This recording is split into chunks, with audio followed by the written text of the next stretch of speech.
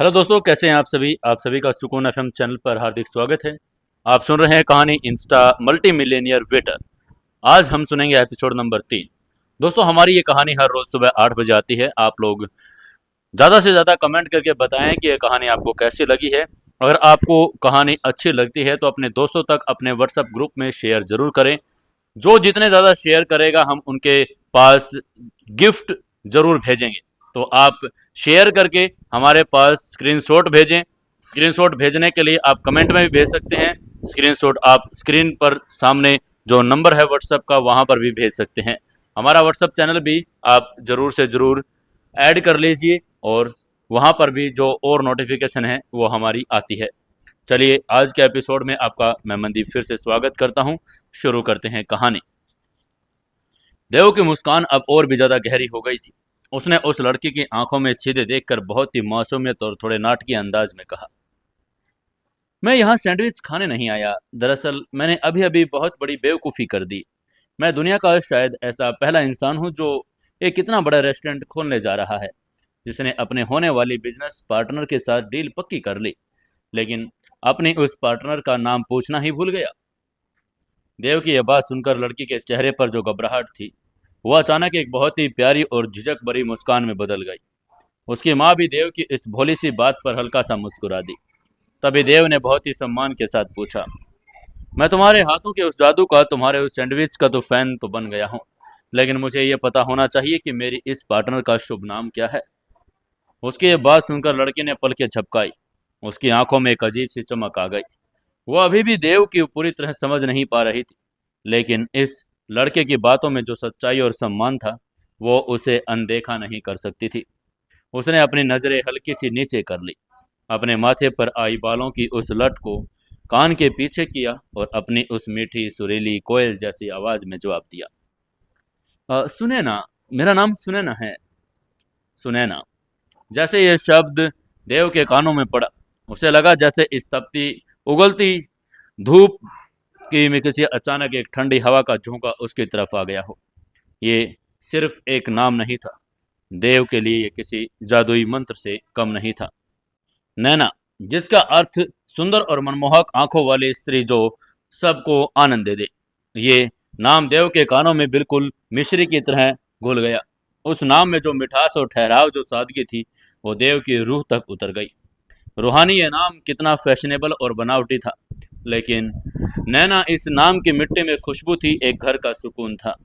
देव कुछ पलों के लिए उस लड़की को, नैना को देखते ही रह गया। उसके होठों पर जो नाम था वो ठहर गया। देव ने बहुत ही धीमी और मखमली आवाज में खुद को उस नाम को दोहरा कर कहा, नैना, जैसे वो उस नाम के स्वाद को अपने होठों पर महसूस करना चाहता हो। वहीं नैना ने जब देव को अपना नाम इतनी गहराई से लेते देखा तो उसके गोरे गालों पर हल्की सी शर्म की लाली आ गई। उसने अपनी नज़रें झुका ली और अपने दुपट्टे के किनारों को अपनी उंगलियों में लपेटने लगी। तभी देव ने कुछ देर उस सन्नाटे को तोड़कर कहा, बहुत बहुत खूबसूरत नाम है तुम्हारा नैना, बिल्कुल तुम्हारी सादगी और तुम्हारे हाथों के बने इस शानदार सैंडविच की तरह। देव की इस तारीफ से नैना का चेहरा और भी ज्यादा लाल हो गया, लेकिन उसने खुद को संभाल कर एक हल्की सी मुस्कान के साथ कहा, थैंक यू सर। तभी देव ने तुरंत सुधार करके कहा, सिर्फ देव, मेरा नाम देवांशु है, लेकिन तुम मुझे सिर्फ देव कह सकती हो। आखिरकार हम बिजनेस पार्टनर जो बनने वाले हैं। उसकी बात सुनकर नैना ने कोई जवाब नहीं दिया। वो बस अपनी उस मासूम मुस्कान के साथ देव को देखती रह गई। उसके दिल में अभी भी इस अनजान और अजीब से लड़के के लिए एक हलचल शुरू हो गई थी। तभी देव ने अपने कदम पीछे हटाकर कहा, ठीक है नैना, अब मैं चलता हूँ। कल इसी वक्त इसी जगह पर हमारी दोबारा मुलाकात होगी। और हाँ, वो 500 रुपये संभाल कर रखना, क्योंकि वो हमारे आने वाले करोड़ों के एम्पायर की पहली ईंट है। कल मिलते हैं। यह कहकर देव ने अपना हाथ हिलाकर उसे बाय कहा और आगे से नैना भी ने भी मुस्कुरा कर कहा, बाय देव। नैना के मुंह से पहली बार देव का नाम निकला और ये सुनकर देव का सीना गर्व और खुशी से चौड़ा हो गया। देव ने एक आखिरी बार मुड़कर नैना की उस गहरी आंखों में देखा और फिर वापस भीड़ में शामिल होकर अपने रास्ते पर चल पड़ा। लेकिन इस बार उसके चलने में अंदाज में एक नई ऊर्जा थी। उसकी उंगली में दुनिया की सारी दौलत थी, लेकिन आज उसे जो सबसे बड़ा खजाना मिला था वो स्टोरेज रिंग में नहीं बल्कि उस ठेले पर खड़ी नैना के रूप में था। विशाखापट्टनम शहर का एक नया करोड़पति अब सिर्फ एक एम्पायर खड़ा नहीं करने जा रहा था, बल्कि वो उस एम्पायर की रानी को भी खोज चुका था। और नैना रेस्टोरेंट्स की ये नींव देव के दिल में और दिमाग में बड़ी मजबूती से रखी जा चुकी थी। सरीपुरम की उस चिलचिलाती धूप और भागती दौड़ती जिंदगी के बीच देव के कदम अब एक नई मंजिल की तरफ बढ़ रहे थे। उसके होठों पर एक ऐसी मुस्कान थी जो ना तो किसी दौलत के मिलने की थी और ना ही किसी घमंड की, बल्कि वो मुस्कान उस नाम की मिठास की थी जो अभी अभी उसके कानों में मिश्री की तरह घुला था। सड़क पर चलते हुए देव का दिमाग अब ख्यालों की दुनिया से निकलकर हकीकत के धरातल पर आ चुका था।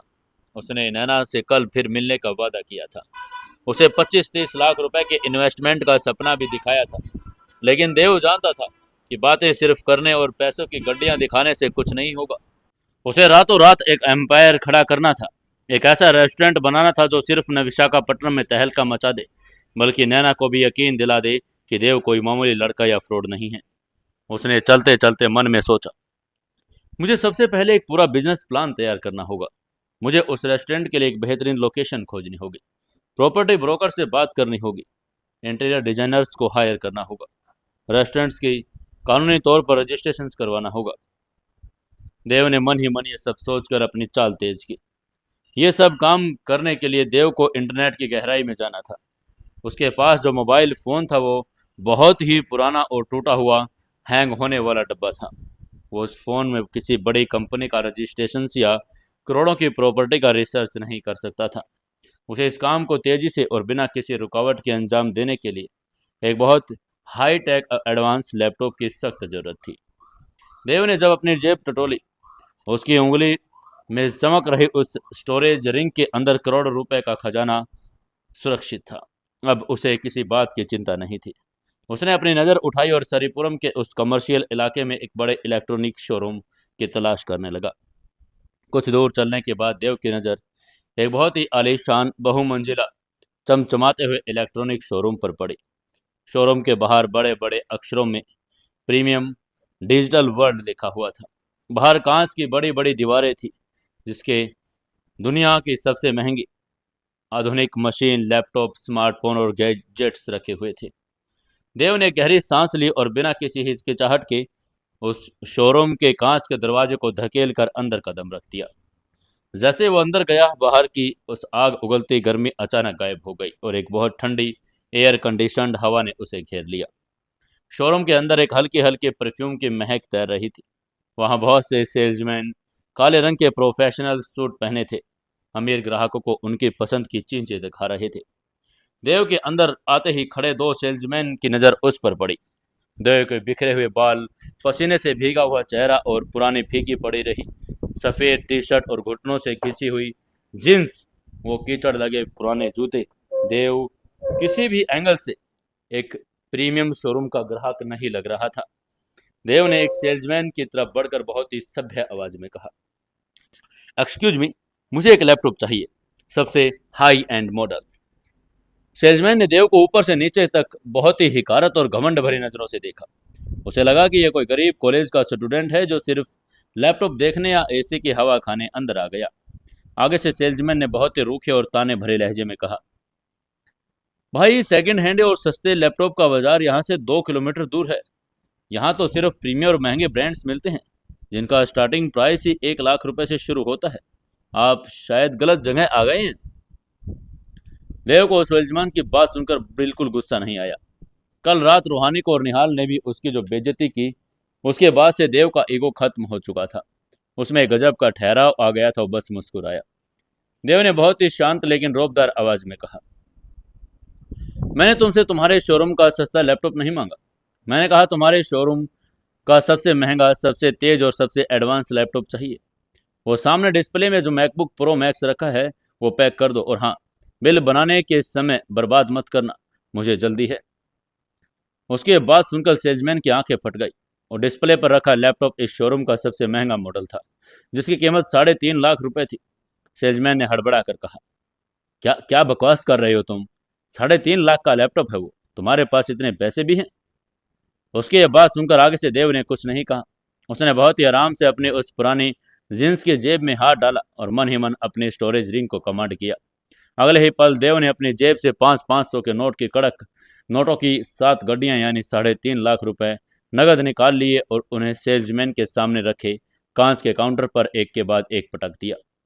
नोटों की गड्डियां की वो आवाज उस शांत शोरूम में बड़ी तेज गूंजी। तभी देव ने अपनी उस खामोश मुस्कान के साथ कहा, ये पूरे 3.5 लाख रुपए है। क्या तुम अब भी मुझे वो लैपटॉप दोगे या मैं इस कैश को लेकर सामने वाले शोरूम में चला जाऊं? पैसे देकर और देव की बात सुनकर सेल्समैन का चेहरा ऐसा हो गया कि जैसे उसने कोई भूत देख लिया। उसके हाथ कांपने लगे। उसने हड़बड़ाहट में तुरंत पैसे गिने, अपनी गलती की माफी मांगी और पसीने पसीने से होते हुए सबसे महंगे लैपटॉप को पैक करके देव के हाथों में थमा दिया। देव ने वो चमचमाता हुआ ब्लैक बॉक्स अपने हाथ में लिया, बिना मुड़कर देखे शोरूम से बाहर निकला और एक गहरी सांस ली। पैसे की ताकत क्या होती है, ये देव अब हर कदम पर महसूस कर रहा था। लैपटॉप खरीदने के बाद देव ने एक प्राइवेट कैब बुक की और वो अपने उस खस्ता हाल और सीलन भरे हॉस्टल में वापस नहीं जाना चाहता था। उसे अपना यह बहुत ही बड़ा मास्टर प्लान तैयार करने के लिए एक शांत, सुरक्षित और आलीशान जगह की जरूरत थी, जहां उसे कोई डिस्टर्ब न कर सके ताकि उसका यह राज न कोई जाने। देव ने कैब वाले को अपनी मंजिल बताकर कहा, डायमंड क्लास सोसाइटी। विशाखापट्टनम की उस सबसे पॉश और हाई सिक्योरिटी सोसाइटी का नाम सुनते ही कैब वाला भी थोड़ा हैरान हुआ, लेकिन उसने चुपचाप गाड़ी उस तरफ बढ़ा दी। करीब आधे घंटे के सफ़र के बाद कैब डायमंड क्लास सोसाइटी के उस विशाल और भव्य मेन गेट के सामने जाकर रुकी। देव ने कैब वाले को पैसे दिए और बाहर निकल आया। वहाँ के सिक्योरिटी गार्ड सब देव को पहचान चुके थे। कल रात देव ने जो 16 करोड़ रुपए नकद देकर वहाँ का सबसे आलीशान सी फेसिंग विला खरीदा था, उसकी खबर सोसाइटी के स्टाफ में आग की तरह फैल चुकी थी। जैसे ही देव मेन गेट पर पहुंचा, गार्ड्स ने सलाम ठोका और तुरंत बैरिकेड हटाकर उन्हें अंदर जाने का रास्ता दिया। देव पैदल चलकर सोसाइटी के सबसे आखिरी और सबसे शानदार हिस्से में पहुंचा, जहां उसका villa number 1 the ocean estate मौजूद था।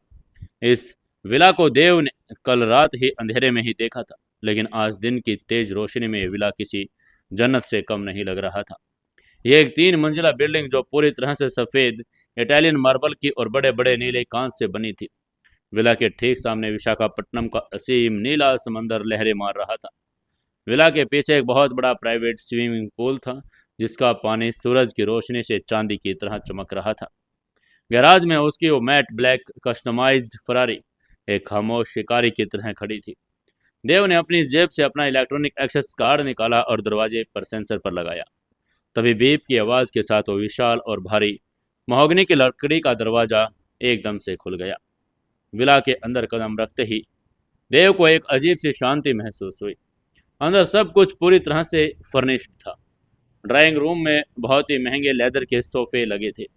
छत से एक बहुत बड़ा खूबसूरत क्रिस्टल का झूमर लटक रहा था। ऑप्टिकल और दीवारों पर करोड़ों की पेंटिंग्स लगी थी। लेकिन देव इन सब चीज़ों पर ध्यान दिए बिना ही सीधा मास्टर बेडरूम की तरफ गया। उसे बहुत तेज गर्मी लग रही थी और अपने कपड़े अभी भी पसीने और कीचड़ से सने थे। वो बाथरूम में घुसा। यह बाथरूम उसके हॉस्टल के पूरे कमरे से भी 2 गुना बड़ा था। बीच में एक बहुत ही बड़ा जकूजी बाथ टब था और छत पर रेन शावर लगा था। देव ने अपने वो पुराने फटीचर कपड़े उतारे और उन्हें एक कोने में फेंक दिया। उसने शावर चालू किया। जैसे ही ठंडा और ताज़ा पानी उसके शरीर पर गिरा, उसे लगा जैसे उसकी ज़िंदगी की सारी थकान, सारा संघर्ष, सारी पुरानी यादें उस पानी में बहकर नाली में जा रही हैं। अब वह पुराना वेटर देव नहीं रहा था और अब वो एक 15 करोड़ का विला का मालिक था। नहाने के बाद देव ने बाथरूम के वार्डरोब को खोला और पहले से कुछ प्रीमियम और ब्रांडेड कपड़े रखे थे। देव ने बहुत ही आरामदायक और मुलायम सफ़ेद रंग का बाथरोब पहन लिया। वो वापस मास्टर बेडरूम में देव आया और एसी का टेम्परेचर सेट किया। उसने एक नए मैकबुक के कोड के सामने रखा और बड़ी शानदार कांच के स्टडी टेबल पर रखकर ऑन कर लिया। स्क्रीन के ऑन होते ही देव की उंगलियां कीबोर्ड पर किसी माहिर हैकर की तरह चलने लगी। उसने विला के हाई स्पीड वाईफाई से लैपटॉप को कनेक्ट किया और तुरंत रिसर्च वर्क शुरू कर दिया। देव का मकसद सिर्फ एक दुकान खोलना नहीं था, उसे विशाखापट्टनम का सबसे बड़ा, सबसे आलीशान और सबसे आधुनिक रेस्टोरेंट बनाना था, जो सुनैना के हाथों के जादू को ऐसा ब्रांड बना दे जिसके लिए लोग हफ्तों पहले बुकिंग करवाए। देव ने खुद से कहा, अगर मुझे निहाल के बाप की कंपनी को टक्कर देनी है और अपनी दौलत को वाइट मनी में बदलना है तो मुझे इस शहर की सबसे महंगी कमर्शियल जगह चाहिए।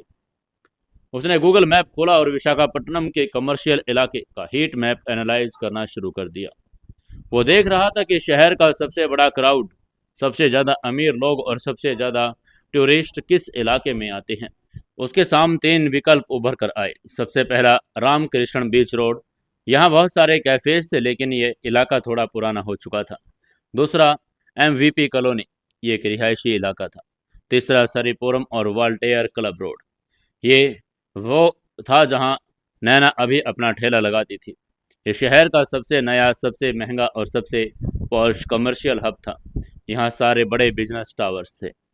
ये सब देखकर देव ने अपनी स्क्रीन को जूम करके कहा, मुझे सरीपुरम में ही कुछ चाहिए। जहाँ नैना अभी धूप में खड़ी होती है, मैं वहीं उसे एक ऐसा महल बनाकर दूंगा कि दुनिया देखती रह जाएगी। ये बड़बड़ाकर देव ने कमर्शियल एस्टेट की कई प्रीमियम वेबसाइट को खंगालना शुरू किया। वो किसी खाली जमीन की तलाश नहीं कर रहा था, क्योंकि जमीन खरीदकर इमारत बनाने में महीने लग जाएंगे और उसे एक ऐसी बनी बनाई बिल्डिंग चाहिए जिसे वो खरीद कर तुरंत रेनोवेट करवा सके। घंटों की मशक्कत और दर्जनों वेबसाइट छानने के बाद अचानक देव की नज़र एक बहुत ही खास लिस्टिंग पर जाकर रुक गई।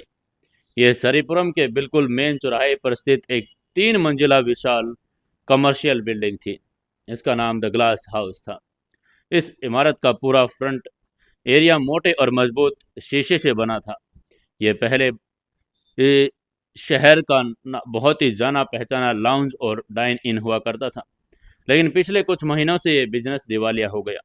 बैंक ने इस प्रॉपर्टी को सील कर दिया और ये लगभग 8,000 स्क्वायर फुट की विशाल जगह थी, जिसमें छत पर एक बहुत बड़ा open air roof top area भी था। देव की आंखों में एक गजब की चमक आई। उसने जोर से कहा, दिस इज इट। यही वो जगह है। अगर मैं इसे खरीद लूं तो ग्राउंड फ्लोर पर हम फास्ट फूड और कैफ़े चला सकते हैं। फर्स्ट फ्लोर पर फाइन डाइनिंग और रूफ टॉप पर एक बहुत ही शानदार एम्बियंस क्रिएट किया जा सकता है। इस प्रॉपर्टी की डिमांड करीबन 12 करोड़ थी। क्योंकि एक डूबा हुआ बिजनेस था, देव के लिए यह रकम कुछ भी नहीं थी। उसके पास जो जादुई खजाना था, उसके सामने 12 करोड़ रुपए समुद्र में एक बूंद के समान थे। देव ने तुरंत उस प्रॉपर्टी के लिस्टिंग एजेंट और विशाखापट्टनम के सबसे नामी commercial broker mister Munish Sehgal का नंबर निकाला। घड़ी में दोपहर के 3 बज रहे थे। देव ने फ़ोन उठाया और मनीष को कॉल लगा दी।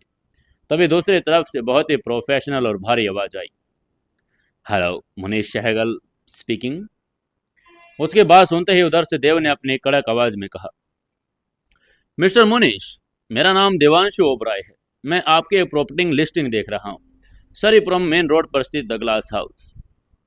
देव ने अपनी आवाज़ में वो कॉन्फिडेंस और वो रोब वापस लेकर उसे कल रात डायमंड क्लास के मैनेजर को जो दिखाया इस्तेमाल किया था। उसकी ये बात सुनकर उधर से मुनीश ने थोड़ा हैरान होकर कहा, जी मिस्टर देवांशु, लेकिन वो प्रॉपर्टी कोई छोटी मोटी दुकान नहीं है। ये एक प्रीमियम कमर्शियल एस्टेट जिसकी कीमत 12 करोड़ है और बैंक के कुछ पेंडिंग ड्यूज हैं। क्या आप इस डील के लिए सीरियस हैं?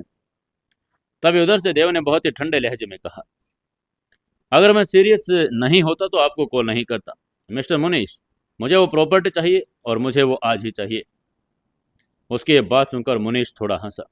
उसे लगा कि कोई नौसिखिया बात कर रहा है, इसलिए उसने थोड़ा हंस कर कहा, सर, कमर्शियल डील्स एक दिन में नहीं होती। प्रॉपर्टी के पेपर वर्क और बैंक का क्लियरेंस और पेमेंट की प्रोसेसिंग में कम से कम 2 से 3 वीक लग सकते हैं। तभी देव ने अपनी कुर्सी पर पीछे टेक लगाकर कहा, वक्त उनके लिए होता है जिनके पास पैसे की कमी होती है मुनीश, जिन्हें बैंक का लोन लेना होता है। मैं आपको एक बहुत ही सिंपल सा ऑफर दे रहा हूं मिस्टर मुनीश। प्रॉपर्टी की कीमत 12 करोड़ है। मैं आपको पूरी की पूरी रकम नगद कैश में चुकाने के लिए तैयार हूं। कोई लोन नहीं, कोई बैंक का झंझट नहीं। इसके अलावा जो बैंक के ड्यूज है वो भी मैं नगद क्लियर करूंगा। और सबसे बड़ी बात ये, अगर देव ने एक पल के लिए ठहराव लिया और अपना ब्रह्मास्त्र छोड़कर कहा, अगर आप अपनी सारी टीम लगाकर, अपने सारे कनेक्शन यूज़ करके आज रात तक ये प्रॉपर्टी मुझे मेरे कागज़ के नाम पर ट्रांसफ़र कर दोगे तो आपको जो 2% का ब्रोकरेज कमीशन बनता है, मैं उसे डबल करके 4% दूंगा। Double commission, full cash payment सुनकर मुनीश सहगल के होश उड़ गए। उसका सारा प्रोफेशनल घमंड एक सेकंड पर ज़मीन पर आ गया। इस मंदी के दौर में एक दिन में लगभग 50 लाख रुपए का कमीशन कमाना किसी भी ब्रोकर के लिए बड़ी सपना की बात थी। उसने तुरंत हड़बड़ा कर कहा, सर सर, क्या आप सच कह रहे हैं?" मुनीश की आवाज़ अब पूरी तरह से बदल चुकी थी। उसमें अब जो सिर्फ जी हजूरी आ चुकी थी।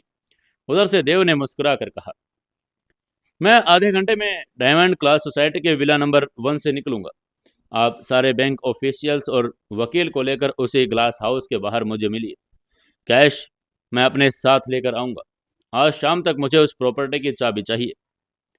देव ने जानबूझकर अपने विला का नाम लिया ताकि ब्रोकर को उसकी हैसियत का अंदाजा लग जाए। उसकी ये बात सुनकर उधर से मुनीश ने खुशी से कांप कर आवाज में कहा, डन सर, बिल्कुल डन। मैं अभी सब कुछ अरेंज करता हूँ, बस वहां पहुंचिए।" ये कहते उसने कॉल काट दी। इसके बाद देव ने फोन साइड में रखा और बहुत ही गहरी विजेता वाली मुस्कान के साथ अपने लैपटॉप की स्क्रीन को देखा। रेस्टोरेंट की लोकेशन और उसकी बिल्डिंग फाइनल हो चुकी थी। अब बारी थी सबसे अहम और सबसे खास काम की, इस साम्राज्य का नामकरण और उसका कानूनी रजिस्ट्रेशन। देव ने तुरंत ऑनलाइन कंपनी रजिस्ट्रेशन और बिजनेस लाइसेंस के लिए सरकारी पोर्टल खोला और उसने एक प्रोप्राइटरशिप फर्म रजिस्टर करने का फॉर्म भरना शुरू किया। उसने ओनर के नाम से देवांशु ओबरॉय लिखा, पता क्लास डायमंड का विला नंबर 1, कैपिटल इन्वेस्टमेंट में रकम में उसने 20 करोड़ रुपए भर दिए। लेकिन जैसे वो फॉर्म के उस कॉलम पर आया जहां लिखा था बिजनेस का नाम यानी ब्रांड नेम, देव की उंगलियां कीबोर्ड पर रुक गई। ये सिर्फ एक रेस्टोरेंट का नाम नहीं, ये उस सपने का नाम था जो उसने नैना की आंखों में देखा था। यह उस एम्पायर का नाम था, आने वाले समय में जो विशाखापट्टनम पर राज करने वाला था। इसलिए देव ने स्क्रीन को बहुत गौर से देखा। उसने टाइप किया देवांशु, लेकिन फिर उसने मिटा दिया। उसने दोबारा टाइप किया था ओब्रॉयज, लेकिन फिर उसने सिर हिलाकर खुद से कहा, नहीं, इसमें घमंड से लगता है। सिर्फ मेरी कामयाबी नहीं होगी, इसके पीछे जो स्वाद होगा, वो जादू होगा, वो नैना का होगा, वो उस ठेले वाली लड़की की मेहनत होगी। तभी देव के कानों में फिर से वही सुरीली आवाज गूंजी, नैना, मेरा नाम नैना है। ये याद करके उसने लैपटॉप की स्क्रीन पर टाइप किया, नैना रेस्टोरेंट्स।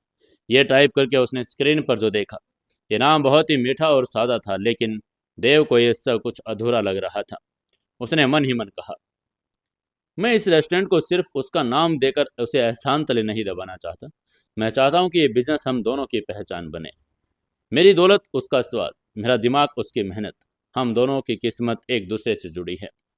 देव ने गहराई से सोचा और अपने दिल की बात सुनी। देव ने बैक स्पेस दबाया, उसके साथ में आधा हिस्सा लिया और देव और उसने नैना का नाम का आधा हिस्सा ले लिया, नैना, और उन दोनों को मिलाया और स्क्रीन पर बड़े प्यार से टाइप किया, देव नैना।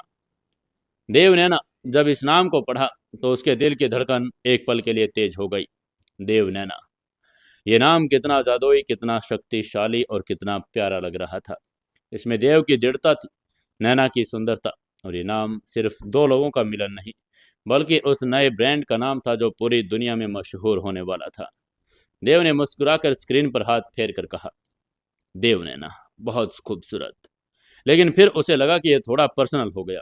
बिजनेस की दुनिया में ऐसा नाम होना चाहिए जो थोड़ा प्रोफेशनल और गहरा लगे।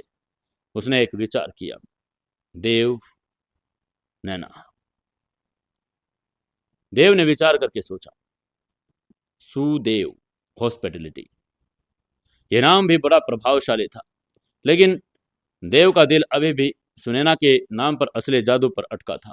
उसने सोचा कि क्यों न इस रेस्टोरेंट का सीधे तौर पर उस लड़की का नाम समर्पित किया जाए, लेकिन उसमें मेरा भी एक अंश हो। देव ने आखिरकार बहुत ही शानदार और मास्टरपीस नाम खोज निकाला। उसने पूरे आत्मविश्वास के साथ रजिस्ट्रेशन फॉर्म में नाम टाइप किया, द सुनैनाज बाय देव। देव ने अपनी भाषा और भावनाओं को समेटते हुए हिंदी और अंग्रेजी और बड़े ही प्यारे तालमेल को स्क्रीन पर फाइनल किया।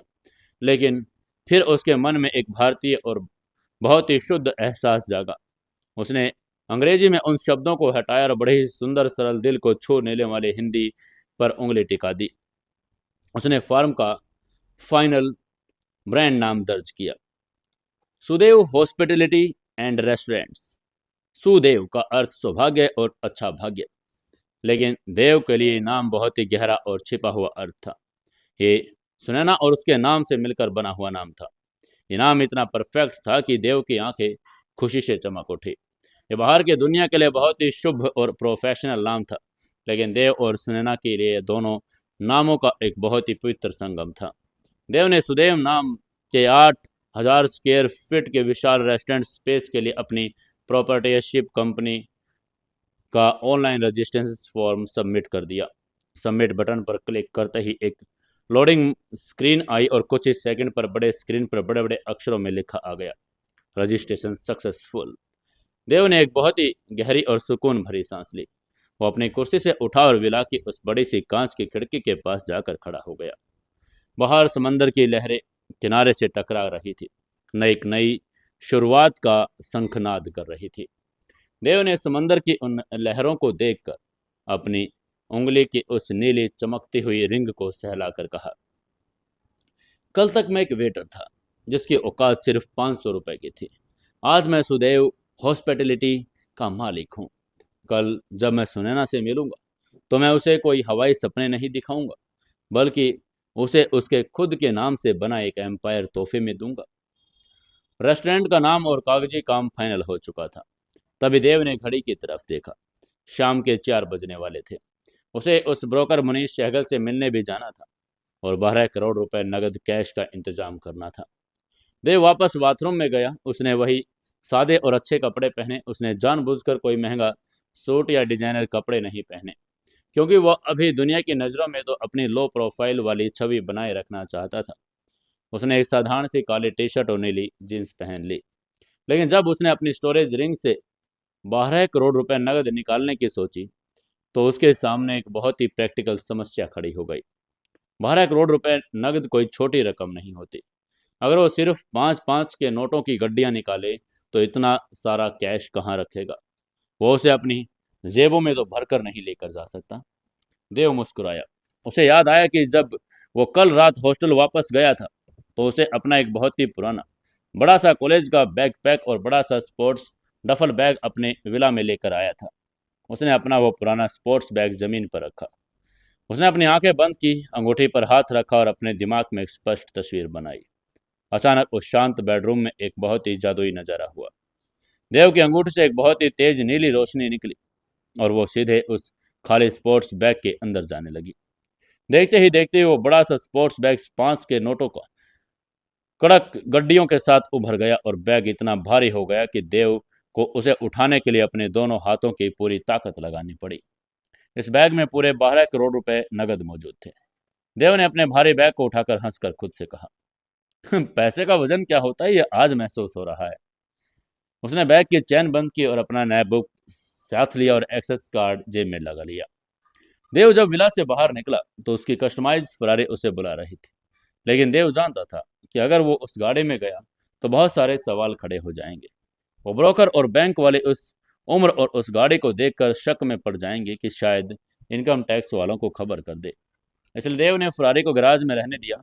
भारी बैग कंधे पर लाद कर पैदल ही सोसाइटी के गेट तक आया। उसने एक साधारण सी एक कैब बुक की। देव ने कैब ड्राइवर से कहा, Saripuram main road the glass house के पास। ये कहकर वो उस बैग के साथ अपने पैरों पर रखकर कैब में बैठ गया। कैब शहर की सड़कों पर दौड़ने लगी। देव अपनी खिड़की से बाहर देख रहा था। कल तक ये शहर उसे बड़ा डरावना और निर्दयी लगता था, लेकिन आज ये पूरा शहर उसे अपना अपना एम्पायर लग रहा था। जब कैब सरीपुरम के मेन चौराहे पर पहुंची तो देव ने दूर से ही उस विशाल बिल्डिंग द ग्लास हाउस को देख लिया। यह बिल्डिंग सच में बड़ी शानदार थी। इसके सामने की तरफ पूरा ग्लास का फसाद था। पीछे एक बहुत ही बड़ा डाइनिंग हॉल भी दिख रहा था। इमारत के बाहर बहुत से धूल और जाले लगे थे, जो बता रहे थे कि यह जगह कई महीनों से बंद पड़ी है। बिल्डिंग के ठीक बाहर एक बहुत ही महंगी मर्सिडीज एस क्लास गाड़ी खड़ी थी। उसके पास कोट पैंट पहने 3-4 लोग भी खड़े थे। उनमें से एक आदमी लगातार अपने फोन पर बातें कर रहा था और बेचैनी से अपनी घड़ी देख रहा था। यह कोई और नहीं बल्कि विशाखापट्टनम का सबसे बड़ा ब्रोकर मुनीश सहगल था। उसके साथ बैंक के 2 बड़े अधिकारी और एक वकील अपनी फाइलों के साथ खड़ा था। देव ने कैब से उतरकर अपना भारी बैग कंधे पर टांगा और बहुत ही शांत और मजबूत कदमों के साथ उन लोगों की तरफ बढ़ गया। मुनीश सहगल की नज़र जब देव पर पड़ी तो एक पल के लिए कंफ्यूज हो गया। उसने उम्मीद की थी कि कोई बहुत बड़ा 50-60 साल का रईस बिजनेसमैन बहुत सारे बॉडीगार्ड्स और महंगी कारों के काफिले के साथ आएगा, लेकिन उसके सामने एक बहुत ही साधारण से कपड़े पहने एक 22-23 साल का नौजवान खड़ा था, जिसके कंधे पर बहुत ही पुराना सा स्पोर्ट्स बैग लटक रहा था। तभी देव ने मुनीश सहगल के पास पहुंचकर कहा, एक्सक्यूज मी मिस्टर मुनीश, मैं देवांशु ओब्रॉय हूँ। उसकी ये बात सुनकर आगे से मुनीश के हाथों से फोन लगभग छूट गया। उसने अपनी आंखें फाड़ कर देव को देखा। बैंक के अधिकारियों ने भी एक दूसरे की तरफ बड़ा ही शक और हैरानी की नजरों से देखा। तभी मुनीश ने हड़बड़ा कर पूछा, आप मिस्टर देवांशु ओब्रॉय हैं? लेकिन सर, आपने तो कहा था कि आप 12 करोड़ की डील। तभी देव ने मुनीश की बातों को बीच में काट कर एक बहुत ही ठंडी और अधिकारपूर्ण मुस्कान के साथ कहा, मिस्टर मुनीश, मैंने आपको डील क्लोज करने के लिए बुलाया था, मेरी उम्र या मेरे कपड़ों का अंदाजा लगाने के लिए नहीं। क्या आपने बैंक की एनओसी और प्रॉपर्टी के ट्रांसफर पेपर्स तैयार कर लिए हैं? मुनीश अभी भी झटके से बाहर नहीं आ पाया था, लेकिन उसने हड़बड़ाहट में अपना पसीना पोंछ कर कहा, जी जी सर, पेपर्स बिल्कुल रेडी हैं। बस बस हमें पेमेंट का वेट है। लेकिन सर, इतना बड़ा अमाउंट। देव ने और कोई बात नहीं की। उसने बहुत ही इत्मीनान से अपने कंधे का वो भारी स्पोर्ट्स बैग उतारा और उसे मर्सिडीज के बोनट पर रख दिया। बैग के वजन से कार का बोनट हल्का हिल गया। देव ने बहुत ही शान से उस बैग की चैन खोली और उसे पीछे की तरफ खिसका दिया। जैसे वो बैग खुला, अंदर का नज़ारा देखकर मुनीश सहगल के बैंक के अधिकारियों और उस वकील के मुंह खुले के खुले रह गई। उनकी आंखें फटकी रह गई। उस पुराने स्पोर्ट्स बैग के अंदर 500-500 के नोटों की नई नई कड़क कड्डियों का ऐसा पहाड़ लगा हुआ था, जो उन्होंने शायद ही कभी किसी बैंक के वोल्ट में बाहर देखा हो। देव ने अपनी वही खामोश और अजय मुस्कान के साथ कहा, पूरे 12 करोड़ रुपए नगद है। और हाँ मिस्टर मुनीश, इसमें आपका वो 4% डबल कमीशन भी शामिल है। अब क्या हम पेपर्स पर साइन करें या आप लोग इन पैसों को देखने के लिए आज शाम निकाल देंगे? उसके बाद सुनकर मुनीश सहगल का सारा घमंड, सारा प्रोफेशनल एटीट्यूड उस कैश के ढेर के सामने नतमस्तक हो गया। उसने तुरंत देव के सामने हाथ जोड़ लिए। मुनीश ने कांपती हुई आवाज में कहा, सॉरी सर, मुझे माफ कर दीजिए। वकील साहब, जल्दी पेपर्स निकालिए और सर से साइन करवाइए। अगले आधे घंटे के अंदर वो कागजी काम जो महीनों ले लेता, उस मर्सिडीज कार के बोनट पर ही पूरा हो गया। पैसे की ताकत ने सारे नियम और सारे प्रोटोकॉल को झुका दिया। बैंक के अधिकारियों ने अपना कैश लिया और प्रॉपर्टी की एनओसी देव के नाम पर जारी कर दी। मुनीश सहगल ने अपनी पूरी इज्जत के साथ द ग्लास हाउस की मास्टर कीज देव के हाथों में सौंप दी। ये 8,000 स्क्वायर फीट की विशाल और आलीशान इमारत अब कानूनी तौर पर सुदेव हॉस्पिटलिटी की संपत्ति बन चुकी थी। सबके जाने के बाद देव उस विशाल इमारत के सामने अकेला खड़ा था और उसने अपने हाथ में पकड़े उन चाबियों को देखा और फिर उस शीशे वाली बिल्डिंग की तरफ। देव ने अपनी आंखें बंद की, एक बहुत ही गहरी और सुकून भरी सांस लेकर कहा, तैयार हो जाओ सुनैना, कल की सुबह तुम्हारी जिंदगी का सबसे बड़ा और सबसे खूबसूरत सवेरा होने वाला है। सुदेव का एम्पायर अब आकार ले चुका है। विशाखापट्टनम शहर के ऊपर अब सूरज ढल चुका था, लेकिन देव की जिंदगी और उसके इस नए साम्राज्य का सूरज अभी अभी उदय हुआ था। द ग्लास हाउस की चाबियां हाथ में आते ही देव के अंदर एक ऐसी ऊर्जा का संचार हुआ जिसे शब्दों में बयां करना मुश्किल था। वो 8,000 स्क्वायर फीट की विशाल 3 मंजिला शीशे वाली इमारत अब उसकी थी। अंदर का नज़ारा थोड़ा धूल भरा और अस्त व्यस्त था, क्योंकि यह जगह कई महीनों से बंद पड़ी थी। पूरी कुर्सियां, धूल से सनी मेजें, दीवारों पर लगे जाले इस बात की गवाही दे रहे थे, इस बिजनेस ने बुरे दिन भी देखे हैं। लेकिन देव की आंखों में धूल नहीं, बल्कि आने वाले कल की चकाचौंध दिख रही थी। उसे यहाँ सुदेव हॉस्पिटलिटी का साम्राज्य खड़ा करना था, जिसके गूंज पूरे विशाखापट्टनम में सुनाई दे। देव ने अपनी कलाई पर बंधी पुरानी खाल देखी। शाम के करीब 5:30 बज रहे थे। वो शायद जानता था कि एक आलीशान रेस्टोरेंट को रातों रात खड़ा करने में सिर्फ और सिर्फ पैसा नहीं, बल्कि शहर के सबसे बेहतरीन दिमाग डिजाइनर की जरूरत होगी। उसने तुरंत एक नया मैकबुक निकाला और विशाखापट्टनम के सबसे मशहूर और टॉप इंटीरियर डिजाइनर को सर्च किया। सबसे ऊपर एक नाम आया, आकृति मल्होत्रा, एलीट डिजाइनर्स। आकृति शहर के सभी 5 स्टार होटल्स, रईसों के विला और बड़े बड़े कमर्शियल प्रोजेक्ट्स डिजाइन करने के लिए जानी जाती थी। उसका काम इतना परफेक्ट था कि छोटे मोटे प्रोजेक्ट्स हाथ में नहीं लेती थी। देव ने बिना समय गवाए आकृति के ऑफिस का नंबर डायल किया। तभी दूसरी तरफ से एक आवाज आई, हेलो एलीट डिजाइन्स। तभी इधर से देव ने भारी और प्रोफेशनल आवाज में कहा, मुझे मिस आकृति मल्होत्रा से बात करनी है। मेरा नाम देवांशु ओब्रॉय है। दूसरी तरफ से रिसेप्शनिस्ट ने देव से तुरंत माफी मांगकर कहा, सॉरी सर, मैम अभी एक मीटिंग में है और वैसे भी उनके पास अगले 3 महीने तक कोई डेट खाली नहीं। आप चाहें तो मैं अपॉइंटमेंट फिक्स कर सकती हूँ। लेकिन इससे पहले कि वो अपनी बात पूरी कर पाती, देव ने बीच में टोक कर कहा, उनसे कहिए कि मैं सरीपुरम मेन रोड की सबसे बड़ी commercial building the glass house से बोल रहा हूँ और वो अब मेरी है। मुझे इस पूरी 8,000 स्क्वायर फीट की बिल्डिंग का इंटीरियर रातों रात बदलना है। बजट की कोई लिमिट नहीं है। मैं उन्हें उनके सामान्य फीस से 3 गुना ज़्यादा पैसे दूंगा, बशर्ते काम आज रात ही शुरू हो जाए। मैं उन्हें इसी प्रॉपर्टी के अंदर अगले 15 मिनट में मिलना चाहता हूँ। बजट की कोई लिमिट नहीं, 3 गुना फीस। रिसेप्शनिस्ट ये सुनकर घबरा गई। उसने तुरंत कॉल आकृति को ट्रांसफर कर दी। कुछ ही मिनटों में बातचीत के बाद आकृति मल्होत्रा, जो शायद शहर के सबसे बड़े बिल्डर को भी मना कर देती, देव के इस एबनॉर्मल ऑफर को ठुकरा नहीं पाई।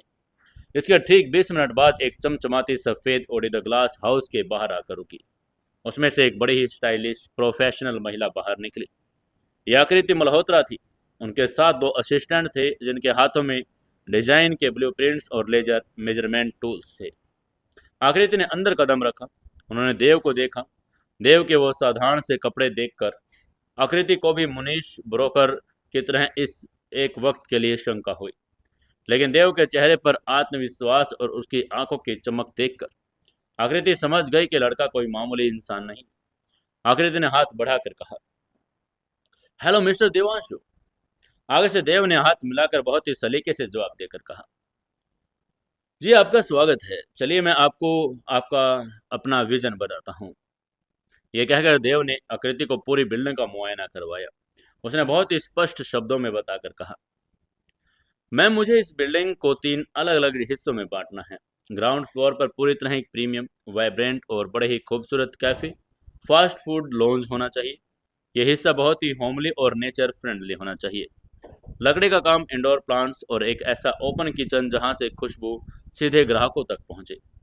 देव के दिमाग में सुनैना के उस ठेले की सादगी थी जिसे वो एक आलीशान रूप देना चाहता था। इसके बाद देव ने सीढ़ियों की तरफ इशारा करके कहा, फर्स्ट फ्लोर एकदम फाइन डाइनिंग होगा। क्रिस्टल के झूमर, इटालियन मार्बल, मखमली कुर्सियां और एक ऐसा एम्बियंस जहां शहर के सबसे रईस लोग आकर बैठना अपनी शान समझे।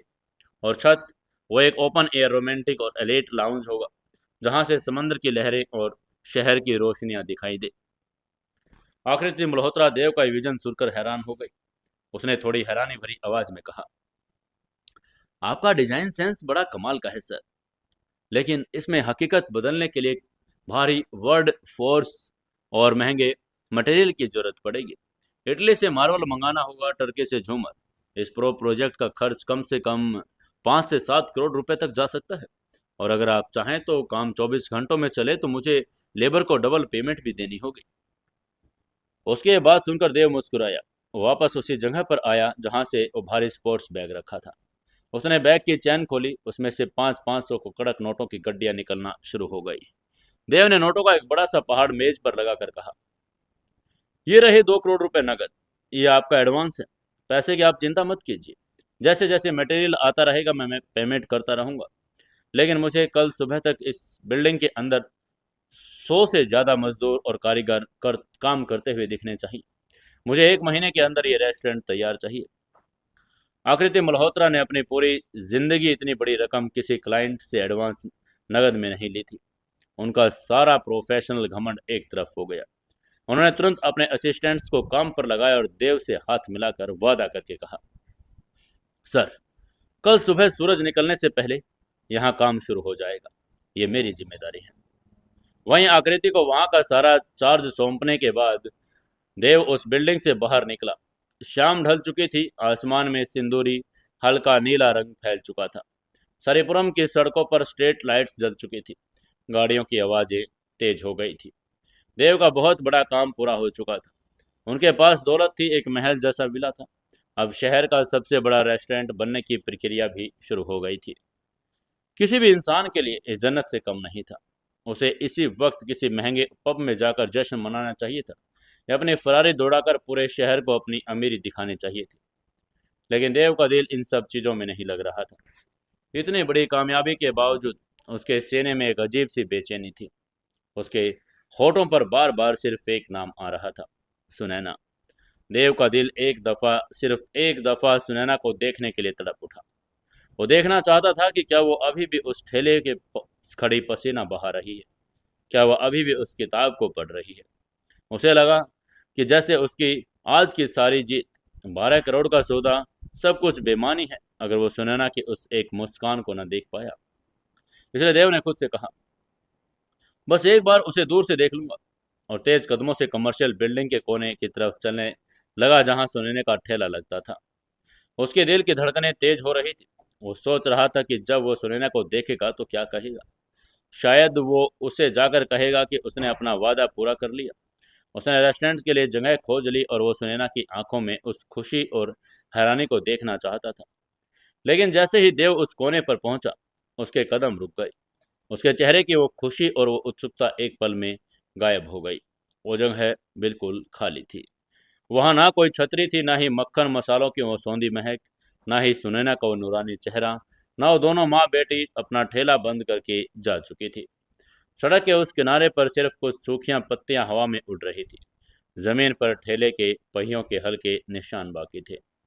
देव के दिल में अचानक एक अजीब सा खालीपन और निराशा छा गई। उसके कंधे थोड़े झुक गए। उसने अपनी जेब में हाथ डाला और एक गहरी सांस ली। देव ने एक उदास मुस्कान के साथ खुद को तसल्ली देकर बुदबुदा कर कहा, और शायद शाम हो गई है इसलिए वो लोग घर चले गए होंगे। इतनी धूप में सुबह से काम कर रही थी, बेचारी थक गई होगी। कोई बात नहीं देव, इसमें उदास होने की क्या बात है। कल तो यहीं मिलेगी ना। कल हम मिलकर अपना रेस्टोरेंट, अपना सुदेव शुरू करने वाले हैं। इसके बाद मुझे उसे हर रोज देखना है, हर पल देखना है, और आज की रात गुजार ले बस, कल का सवेरा उसी के नाम होगा। खुद को इस तरह समझाकर देव उस खाली जगह को एक आखिरी बार देखने लगा और फिर मुड़कर वापस अपने हॉस्टल की तरफ जाने लगा। हॉस्टल का रास्ता तय करते हुए देव के दिमाग में अब अपने दोनों दोस्त रियांश और विराट का ख्याल आया। सुबह जब वो उनसे अलग हुआ था तो उसने बहाना बनाया कि वो पार्ट टाइम जॉब खोजने जा रहा है ताकि उसे वापस उस मनहूस रेस्टोरेंट के वेटर का काम ना करना पड़े। देव जानता था कि वो दोनों हॉस्टल में उसका बेसब्री से इंतजार कर रहे होंगे। देव ने सोचा कि खाली हाथ हॉस्टल नहीं जाएगा। कल रात की 5,000 की टिप वाली कहानी अभी बरकरार थी, इसलिए अगर वो कुछ ज़्यादा खाना लेकर जाएगा तो दोस्तों को शक भी नहीं होगा और वो खुश भी हो जाएंगे। रास्ते में विशाखापट्टनम पर एक बहुत ही मशहूर और पुराना भोजनालय पड़ता था, नवाब्स दरबार। यह जगह बहुत ही ज़्यादा महंगी तो नहीं थी, लेकिन यहाँ का स्वाद पूरे शहर को मशहूर था। देव ने वहाँ से 3 फुल प्लेट हैदराबादी बिरयानी और कुछ प्लेट गलावटी कबाब और मीठे मलाईदार फिरनी पैक करवा ली। खाने की खुशबू इतनी लजीज थी कि पैकेट से बाहर आ रही थी। जब देव हॉस्टल ब्लॉक की 3 मंजिला इमारत पर पहुंचा तो कॉरिडोर हमेशा की तरह शांत और सीलन भरा था। उसने रूम नंबर 304 का दरवाजा खोला। कमरे के अंदर रियांश अपने बेड पर औंधे मुंह लेटकर ईयरफोन लगाए कुछ सुन रहा था। विराट अपनी एक मोटी सी किताब में सिर घुसाए हुए था। दरवाजा खुलने की आवाज़ सुनकर दोनों ने एक साथ नजरें उठाई। देव को देखते ही रियांश तुरंत बेड से उछलकर खड़ा हो गया। विराट ने अपनी किताब बंद कर दी। रियांश ने आगे बढ़कर देव के हाथ से वो भारी भरकम खाने के पैकेट्स लेकर कहा, अबे आ गया तू। ओए होए, क्या खुशबू है भाई। मुझे तो लग रहा था तू थका हारा आएगा। तू तो पूरी दावत लेकर आया है। पैकेट्स हाथ में आते ही बिरयानी की खुशबू ने रियांश के नथुनों पर हमला किया। तभी विराट ने भी मुस्कुराकर देव को पानी की बोतल पकड़ाई और पूछा, आजा बैठ, पहले पानी पी और बता, कैसा रहा तेरा दिन? तूने कहा कि तू कोई पार्ट टाइम जॉब देखने जा रहा है। इतनी देर हो गई, हम तो टेंशन में आ गए थे। कहीं तो वापस उसी रेस्टोरेंट में तो नहीं चला गया उस निहाल और रूहानी के ताने सुनने? तभी देव ने पानी का घूंट पिया और बिस्तर पर आराम से बैठकर बहुत ही गहरी और रहस्यमयी एक सच्ची मुस्कान के साथ कहा, अरे नहीं भाई, अब मैं वहां वापस क्यों जाऊंगा? वो जगह मेरी औकात के बाहर हो चुकी है। मेरा मतलब, अब मैं वहां काम नहीं कर सकता। उसके बाद सुनकर आगे से रियांश ने जल्दी से खाने को मुंह में डालकर पूछा, तो फिर कहीं और काम मिला क्या? तभी देव ने अपने दोनों दोस्तों की तरफ देखा। उसने उन्हें झूठ बोलने में थोड़ा बुरा तो लग रहा था, लेकिन वो जानता था कि अभी अपनी दौलत का राज खोलना सही नहीं है। आगे से देव ने मुस्कान को चौड़ा करके कहा, हाँ, मुझे एक नई जॉब मिल गई है। सरीपुरम के इलाके में बहुत बड़ा एकदम नया रेस्टोरेंट खुल रहा है। अभी उसका काम चल रहा है। मैंने वहां जाकर बात की और उन्हें मेरा कॉन्फिडेंस बड़ा पसंद आया। उन्होंने मुझे जॉब पर रख लिया। उसके बाद सुनकर विराट खुशी से चिल्लाया। देव की पीठ थपथपा कर कहा, अरे वाह, क्या बात है मेरे भाई, ये तो बड़ी अच्छी खबर है। वहां की सैलरी और उस पुराने वाले रेस्टोरेंट से ज्यादा तो है ना? उसके बाद सुनते देव ने मन ही मन सोच कर कहा, सैलरी? मैं उस रेस्टोरेंट का मालिक हूँ पागलो। लेकिन बाहर से उसने बहुत ही भोला सा चेहरा बनाकर कहा, हाँ, सैलरी भी अच्छी और सबसे बड़ी बात, वहाँ का माहौल बड़ा अच्छा है। मैं वहाँ बड़ा खुश रहूंगा। मुझे लगता है। देव ने सुनैना की तरफ इशारा किया। तभी रियांश ने बिरयानी का डब्बा खोलकर कहा, आह, ये हुई ना बात। उस रूहानी ने तुझे वेटर बोलकर छोड़ा था। अब तो इस नए रेस्टोरेंट में इतनी तरक्की करना कि एक दिन तो उस रेस्टोरेंट का मैनेजर बन जाए, और वो चुड़ैल जब वहां खाना खाने आए तो तुझे देखकर जलकर राख हो जाए। उसके बाद सुनकर देव जोर से हंस पड़ा और उसने हंसकर कहा, हाँ, मैनेजर क्यों भाई, क्या पता तुम्हारा भाई उस रेस्टोरेंट का मालिक ही बन जाए। तभी उसके बाद सुनकर रियांश ने एक नेवाला देव के मुंह में ठूंस कर मजाक में कहा, "हाँ, अबे वो मुंगेरी लाल के है सीन सपने। मालिक बनने के लिए करोड़ों चाहिए है। तू अभी बिरयानी खा और कल से अपनी नई ड्यूटी पर टाइम से पहुंच जाना।" तीनों दोस्त हाके लगाकर हंस पड़े। उस छोटे से गरीब से कमरे में आज एक अलग ही सुकून था। रियांश और विराट देव की नई जॉब की खुशी में बड़े मजे से खाना खा रहे थे, और देव अपने उस नए साम्राज्य और सुनौना के ख्यालों में खोया हुआ था। खाने के बाद तीनों ने थोड़ी देर कॉलेज की बातें की, निहाल और रूहानी पर फिर से मजाक उड़ाया और आखिरकार थकान के मारे अपने अपने लोहे के खस्ता हाल बिस्तरों पर लेट गए। देव अपनी आंखें बंद करके लेटा। उसके होठों पर आज एक अलग ही मिठास थी। कल रात वहां धोखे और आंसुओं से भरा हुआ था। आज वो प्यार, उम्मीद और एक नए साम्राज्य के सपनों से भरा हुआ। देव ने मन ही मन बहुत ही प्यार से फुसफुसा कर कहा, गुड नाइट सुनैना। ये कहकर वो एक बहुत ही मीठी और गहरी नींद में चला गया। अगली सुबह जब देव की आंखें खुली तो सूरज की किरणें खिड़की से सीधे उसके चेहरे पर पड़ रही थी। आमतौर पर देव को उठने में बड़ा आलस आता था। रियांश उसे धक्के मारकर उठाता था, लेकिन आज आज बात कुछ और थी। देव अलार्म बजने से पहले ही उठ गया। उसके अंदर एक ऐसी बेकरारी, एक ऐसी खुशी और ऊर्जा थी जो किसी छोटे बच्चे में नया खिलौने मिलने पर होती है। आज का दिन बहुत बड़ा था। आज उसे वापस उस ठेले पर जाना था। आज उसे सुनैना को ये बताना था कि उसने जो वादा किया है वो कोई मजाक नहीं। वो उसे द ग्लास हाउस लेकर जाएगा और उसे दिखाएगा कि उसका सुदेव रेस्टोरेंट बनना शुरू हो चुका है। देव तुरंत बिस्तर से उठा। रियांश और विराट अभी भी गहरी नींद में खर्राटे ले रहे थे। देव ने उन्हें डिस्टर्ब नहीं किया और वो दबे पांव बाथरूम में गया और बहुत ही फ्रेश पानी से नहाया। आज देव ने अपने कपड़े बड़े ध्यान से चुने। उसने कोई महंगा सूट तो या ब्रांडेड कपड़े नहीं पहने, जिससे सुनैना को ऐसा लगे कि देव कोई बड़ा रईस है। उन्हें बहुत दूर की चीज है। देव जानता था सुनैना को सादगी पसंद है, इसलिए उसने अपने सबसे साफ और हल्के आसमानी रंग की एक कॉटन की शर्ट निकाली और उसे एक गहरे नीले रंग की जीन्स के साथ पहन लिया। उसने अपने बालों को बहुत ही अच्छे से कंघी किया। आईने में देखने पर वो कोई फटीचर नहीं बल्कि एक बहुत ही सभ्य, शांत और समझदार नौजवान लग रहा था। देव ने आईने में खुद को देखकर मुस्कुरा कर कहा, आह, परफेक्ट। इसके बाद उसने अपना बैग लिया जिसमें उसका नया मैकबुक और स्टोरेज रिंग सुरक्षित थी। उसने चुपचाप हॉस्टल के कमरे का दरवाजा बाहर से बंद किया और तेज कदमों से सीढ़ियां उतरने लगा। घड़ी में सुबह के 8 बज रहे थे। सुनैना का ठेला शायद 9 या 10 बजे लगता था, लेकिन देव उसे इतना एक्साइटेड था कि वो पहले ही पहुंचकर उसका इंतजार करना चाहता था। हॉस्टल सी ब्लॉक से निकलकर सरीपुरम की तरफ जाने वाली यूनिवर्सिटी के मेन कैंपस के बीच से होकर गुजरना था। विशाखापट्टनम यूनिवर्सिटी का कैंपस बहुत ही विशाल और हरा भरा था। यहाँ बड़े बड़े गुलमोहर, पीपल, बरगद के पेड़ लगे थे। सुबह के वक्त कैंपस में एक बहुत ही प्यारी सी शांति होती थी।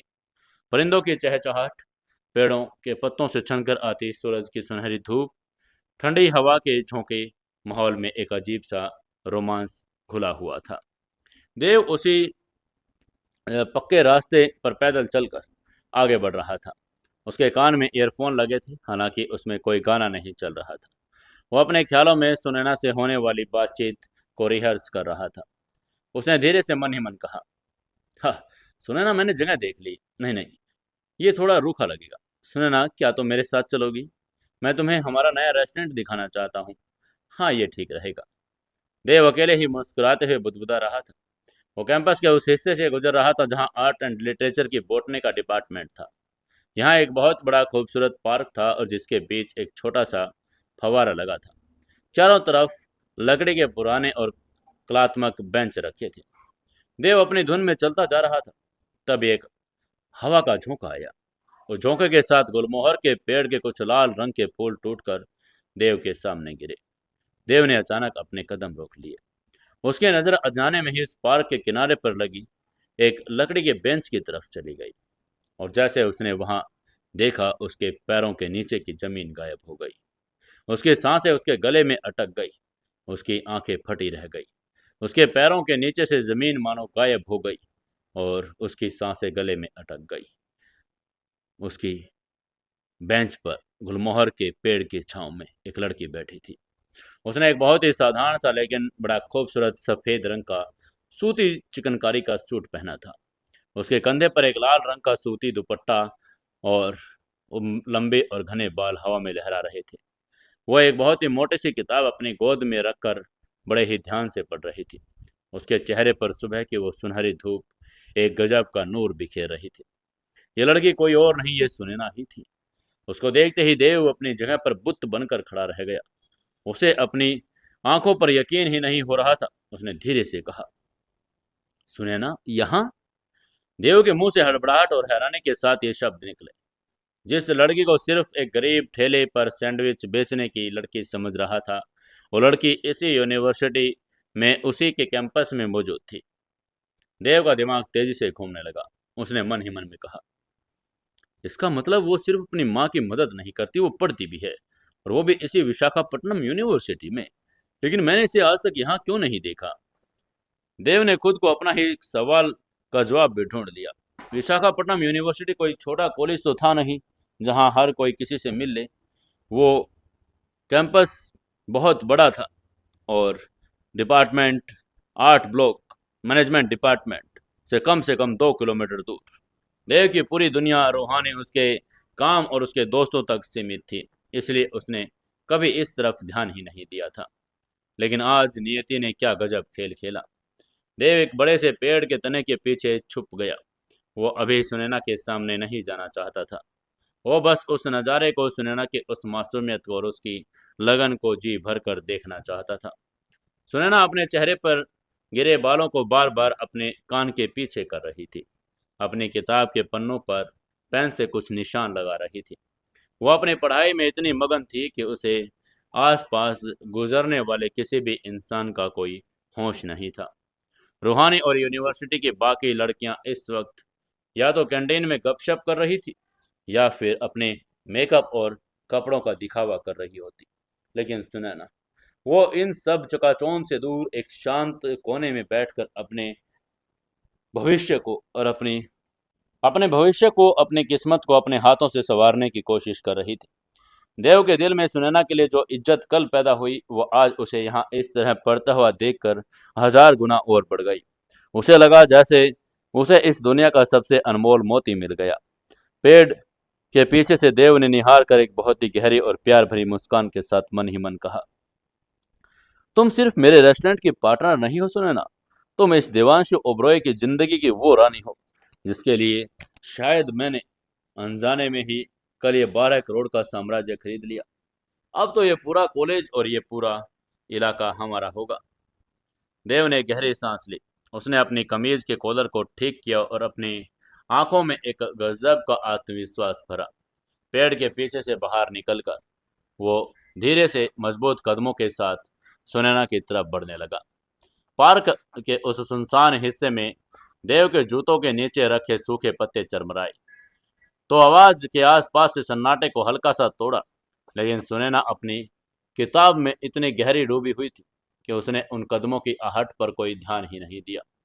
उसकी उंगलियां किताब के पन्नों पर इतनी नाजुक तरीके से फिसल रही थी कि उसकी गहरी काली आंखें उन शब्दों को इस तरह पी रही थी जैसे उसकी जिंदगी का सबसे अहम हिस्सा हो। देव धीरे धीरे चलता हुआ बेंच के कुछ ही कदम दूरी पर आकर रुक गया। वो उसे डिस्टर्ब नहीं करना चाहता था, लेकिन वह इस पल को और ज्यादा टाल भी नहीं सकता था। वो अपने गले को हल्का साफ किया और अपने चेहरे पर दुनिया की सबसे प्यारी, सच्ची और सुकून देने वाली मुस्कान ओढ़ी और बहुत ही मखमली आवाज में बोला, हेलो सुनैना। ये दो शब्द शांत पार्क की हवा को किसी संगीत की तरह गूंजे और इस अचानक आई आवाज से सुनैना एक झटके में चौंक गई। उसकी एकाग्रता टूट गई। उसके हाथ से वो पेन छूटकर किताब के पन्नों पर गिर गया। उसने झटके से अपनी नज़र ऊपर उठाई और वो बड़ी बड़ी हिरनी जैसी काली आंखें अब हैरानी से और ज़्यादा बड़ी हो गई। जब उसकी नज़र सामने खड़े उस लड़के पर पड़ी तो एक पल के लिए उसका दिमाग सुन्न हो गया। उसने पलकें झपकाई, ये यकीन करने के लिए कि कहीं कोई सपना तो नहीं देख रही।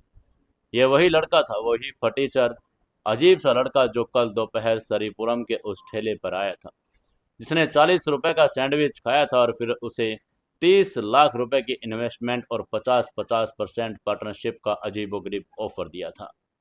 कल वो कीचड़ दागे जूतों और पसीनों में था। आज वो यहाँ इतनी साफ सुथरे कपड़ों में एक बहुत ही कॉन्फिडेंट मुस्कान के साथ उसके ठीक सामने खड़ा था।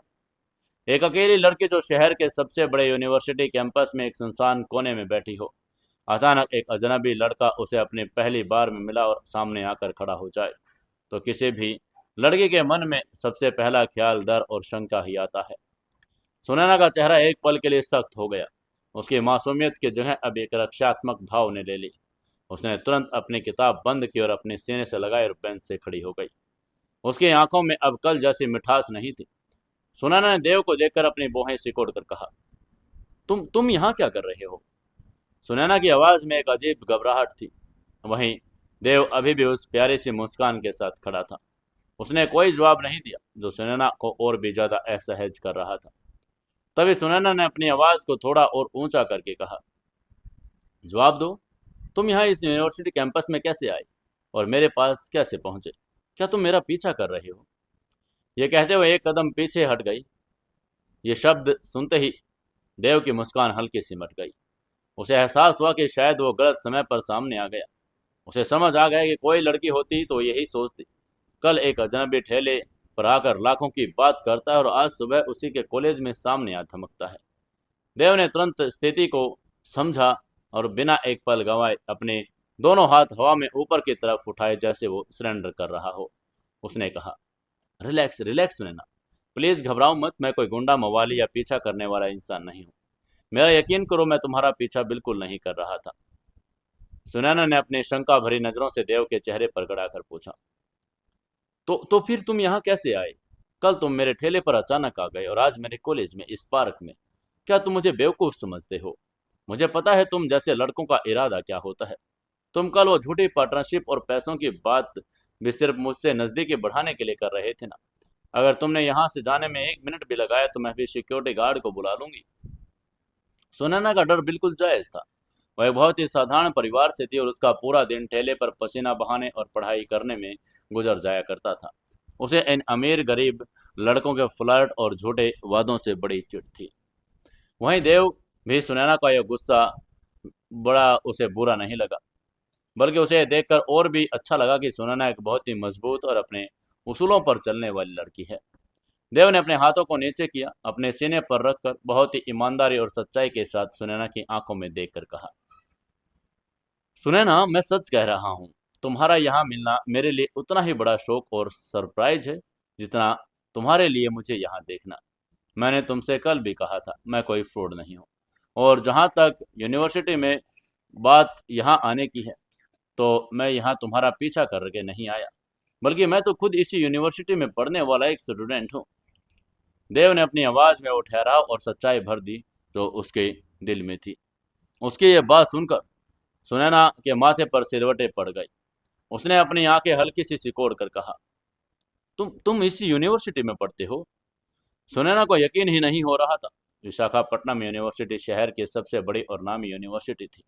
यहाँ या तो शहर का सबसे रईस बच्चा पढ़ता था या फिर चुनिंदा जीनियस बच्चा जो पूरी स्कॉलरशिप पर आता था। देव का होलिया किसी रईस जादे का तो नहीं था। तभी देव ने मुस्कुराकर अपने बैग को अपने कंधे पर ठीक करके कहा, हाँ, मैं इसी विशाखापट्टनम यूनिवर्सिटी का स्टूडेंट हूँ। तुम शायद आर्ट या लिटरेचर डिपार्टमेंट से हो, इसलिए हम कभी टकराए नहीं। मेरा डिपार्टमेंट उस मेन ब्लॉक में है। मैं कॉमर्स और मैनेजमेंट डिपार्टमेंट में के फाइनल ईयर का स्टूडेंट हूँ। उसके बात सुनकर सुनैना का गुस्सा कम हुआ, लेकिन शंका अभी भी बरकरार थी। उसने देव को फिर से ऊपर से नीचे तक देखा। देव समझ गया सुनैना को अभी यकीन नहीं हुआ। उसने अपनी पहचान पूरी तरह से साफ करनी थी। वो एक कदम भी आगे उसने बढ़ाया नहीं। बहुत ही स्पष्ट और साफ लहजे में अपना इंट्रो देकर कहा, मेरा नाम देवांशु ओबरॉय है, जिसे इस पूरी यूनिवर्सिटी में लोग देव के नाम से जानते हैं। जैसे देव ने अपना नाम देवांशु ओबरॉय, अपना निक नेम देव बताया, सुनैना के कानों में जैसे किसी ने बहुत तेज घंटी बजा दी। सुनैना का दिमाग एक सेकंड के लिए काम करना बंद कर गया। उसके हाथ से वो किताब खिसक कर अपने बैग पर गिर गई। उसकी आंखों में अभी तक शक की जो सिकड़ी हुई थी, वो अब गहरे अचरज और बड़े झटके के साथ पूरी तरह खुल गई। सुनैना ने हड़बड़ा कर कहा, तुम हो वो देव, मैनेजमेंट डिपार्टमेंट वाले देव? ये कहकर सुनैना की आवाज में अब गुस्सा नहीं बल्कि एक हड़कम और बड़ी हैरानी थी। विशाखापट्टनम यूनिवर्सिटी एक बहुत बड़ा समुद्र था और जहाँ स्टूडेंट्स पढ़ते थे, लेकिन इस समुद्र में कुछ नाम ऐसे थे जो हर डिपार्टमेंट, हर कैंटीन, हर गलियारे में मशहूर थे। कुछ नाम अमीरी और अपने ड्रामे के लिए मशहूर थे। कुछ नाम अपने अजीबोगरीब फटीचर हालात के बावजूद बेइंतहा बुद्धिमत्ता के लिए मशहूर थे। और देवांशु ओबराय उर्फ देव का नाम इस यूनिवर्सिटी में सबसे मशहूर कहानियों में से एक था। सुनैना ने खुद देव को आज से पहले कभी सामने से नहीं देखा, लेकिन उसने अपने सहेली, कैंटीन के लड़कों और यहाँ तक कि अपने डिपार्टमेंट को कुछ प्रोफेसर के मुंह से मैनेजमेंट वाले देव के चर्चे सुने थे। सुनैना का दिमाग अब फ्लैशबैक में दौड़ने लगा। उसे देव के बारे में सुनी वो सारी बातें एक एक करके याद आने लगी, जो इस यूनिवर्सिटी के कोने कोने में गूंजती थी। उसे याद आया कि कैसे उसकी एक सहेली ने बताया था, अरे वो मैनेजमेंट वाला लड़का देवांश भाई, बंदा देखने में तो ठीक है, लेकिन उसकी हालात इतनी फटीचर है कि वो पूरे एक हफ्ते एक फेडेड शर्ट पहन कर आता है। उसके जूतों में छेद है, लेकिन फिर भी पूरे कॉलेज का इकलौता ऐसा स्टूडेंट है जिसे डीन ने 100% स्कॉलरशिप दी हुई है, क्योंकि उसका दिमाग कंप्यूटर से तेज चलता है। उसे एक और किस्सा याद आया जो पूरे कैंपस में आग की तरह फैला था। सुना है वो गरीब देव शहर के किसी महंगे रेस्टोरेंट में वेटर का काम करता है, लोगों की झूठी प्लेटें उठाता है ताकि अपनी पढ़ाई और अपनी घमंडी गर्लफ्रेंड रूहानी के खर्चे उठा सके। और सबसे ताज़ा और सबसे बड़ी और सबसे सनसनीखेज खबर जो कल रात ही पूरे कॉलेज में व्हाट्सएप ग्रुप्स और आज सुबह ही हर क्लास में गूंज रही थी, वो खबर थी सुनैना के कानों तक जो पहुंची थी। कल रात निहाल वर्मा ने गरीब देव के भारे रेस्टोरेंट्स में बड़ी गंदी बेइज्जती की। रूहानी ने देव के उसी के सामने छोड़कर निहाल वर्मा को अपना बॉयफ्रेंड बना लिया और बेचारे देव की तो जिंदगी बर्बाद हो गई। रूहानी ने उसे वेटर बोलकर सबके सामने जलील किया। निहाल ने उसे बेग में 500 रुपए भी दिए। ये सारी बातें, ये सारे किस्से, सारी गॉसिप सुनकर उसके दिमाग में एक वंडर उठ चुका था। वो जिस लड़के को एक अमीर और एक फ्रॉड इन्वेस्टर समझ रही थी, जो कल उसे 30 लाख रुपए की पार्टनरशिप का ऑफर दे रहा था, वो असल में कोई इन्वेस्टर नहीं था।